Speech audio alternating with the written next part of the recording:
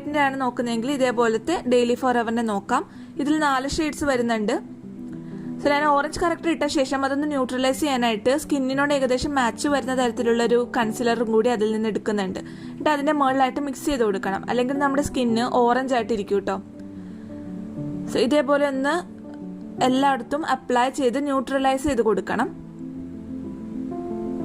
വളരെ ക്രീമി ആയിട്ടുള്ളൊരു concealer പാലറ്റാണിത്.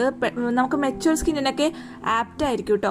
So നിങ്ങൾക്ക് ഒരു 40 വയസ്സിന് മുകളിലാണെങ്കിൽ നിങ്ങൾ എപ്പോഴും ക്രീമി ആയിട്ടുള്ള പ്രൊഡക്ട്സ് വേണം മുഖത്ത് യൂസ് ചെയ്യാനായിട്ട്.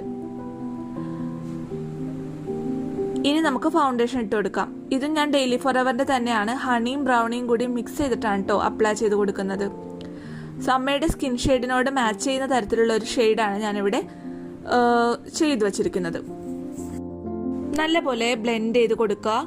ഇത് അത്യാവശ്യം ഡ്യൂവി ആയിട്ടുള്ളൊരു ഫൗണ്ടേഷൻ ആണ്. നിങ്ങൾക്ക് ലിങ്ക് വേണം